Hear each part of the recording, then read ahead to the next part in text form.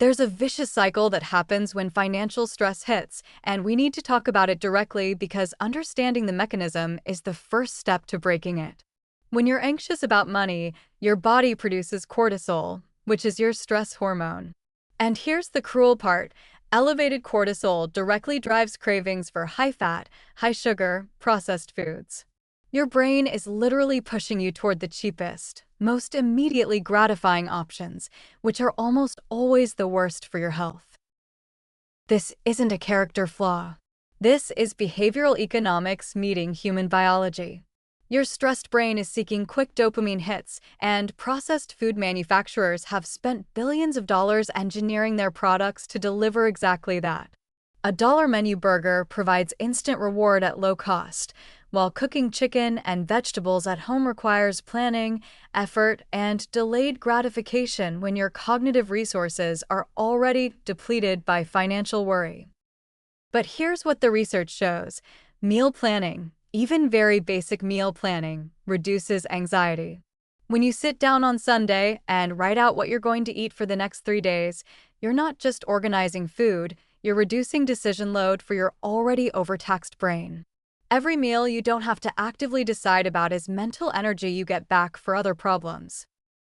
The dopamine angle is fascinating too. Cooking, especially when you're building skills and seeing improvement, activates reward circuits in your brain differently than buying prepared food. When you successfully make a meal from basic ingredients, you're not just eating, you're proving competence to yourself. That builds what psychologists call self-efficacy, the belief that you can handle challenges. In times of financial stress, these small wins compound. There's a technique I want to introduce called the 3-day reset.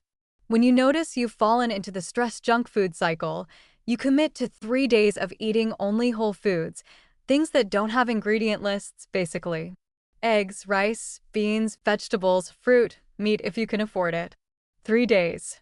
What happens physiologically is that your taste buds recalibrate, your blood sugar stabilizes, and suddenly that ultra-processed stuff doesn't taste as good anymore. You've interrupted the cycle. Mindfulness before grocery shopping is another leverage point. Before you go into the store, spend 2 minutes identifying how you're feeling. Anxious? Tired? Overwhelmed? Just naming it reduces its power over your choices. Then you can notice when you're reaching for comfort purchases versus nutritional value. The reframing is crucial too. Our culture teaches us to see budget cooking as deprivation, as making do, as somehow less than. But what if we reframe it as exactly the opposite? Learning to nourish yourself well with limited resources is an incredibly valuable skill. It's self-reliance. It's refusing to let external circumstances control your health. That shift from deprivation mindset to empowerment mindset changes everything about how you experience budget cooking. You're not sacrificing, you're strategizing. You're not going without, you're getting creative. And that psychological shift makes sustainable change actually possible.